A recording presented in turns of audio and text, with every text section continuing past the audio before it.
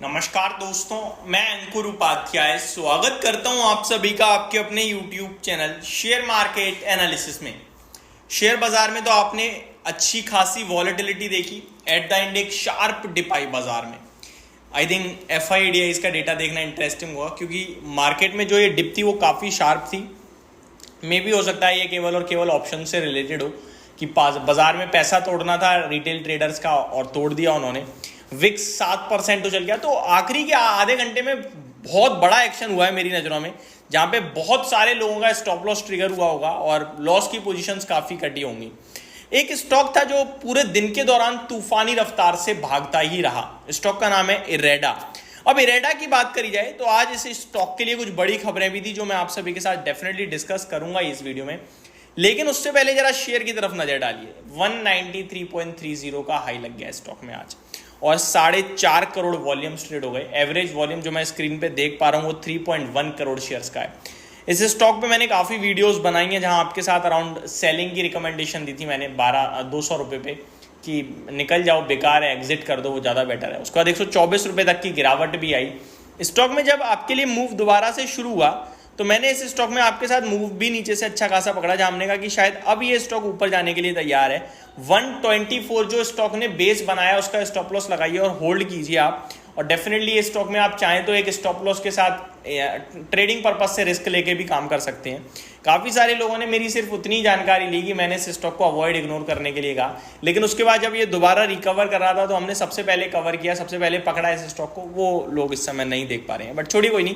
मैं यहाँ पे आप सभी के साथ इरेडा के बारे में बात करूंगा जानकारी पर्पज से। तो इस कंपनी के लिए 2-3 कुछ बड़ी खबरें आते हुए दिख रही हैं जो मैं आप सभी के साथ शेयर करना चाहता हूँ इस वीडियो के माध्यम से, जिसकी वजह से ये शेयर आज भागा है।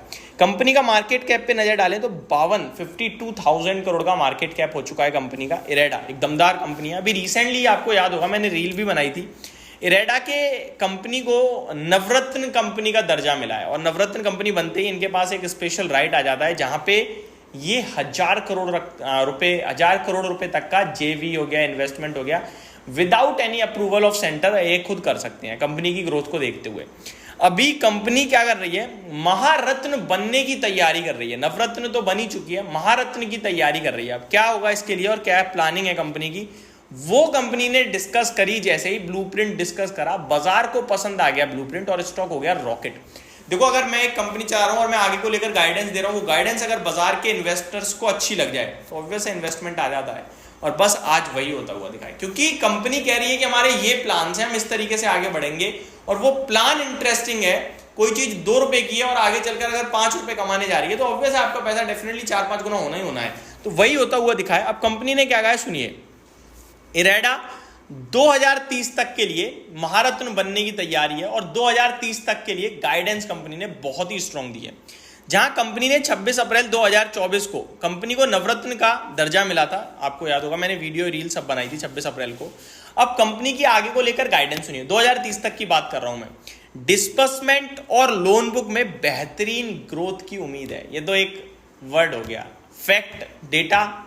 अब सुनिए, कंपनी का डिस्बर्समेंट जो है ना वो 25,090 करोड़ से बढ़कर 1,36,700 करोड़ तक हो जाएगा 2030 तक। यानी कि 25,000 से 5 गुना, डायरेक्ट 5 गुना हो रहा है इनका डिस्बर्समेंट, 5 गुना, 5 टाइम्स। 2024 चल रहा है, मिड में आ गए हैं ऑलमोस्ट। तो अगले 5 साल हर साल डिस्बर्समेंट ऑलमोस्ट डबल हो रहा है जिस रफ्तार से इन्होंने गाइडेंस दी है। ये क्लियरली दिख रहा है हमें। लोन बुक देखते हैं।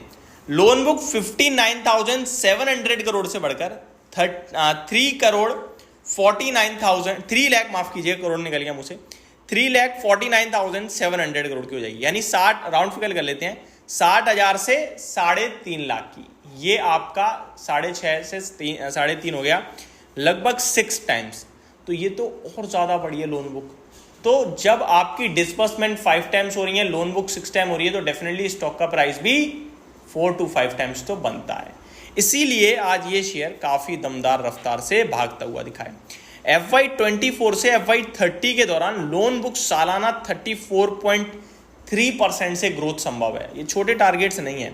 और FY24 से 30 तक का जो आपका डिस्बर्समेंट ग्रोथ है वो 32.6% की ग्रोथ है, बहुत दमदार है।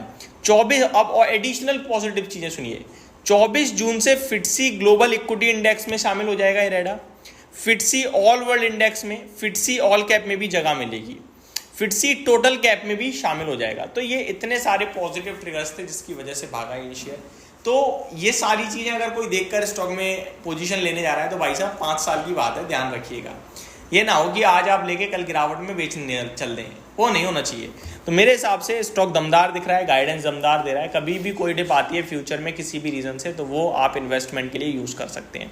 होप आपको सारी जानकारी समझ में आई होगी। Thank you so much for watching this video. Have a great day guys.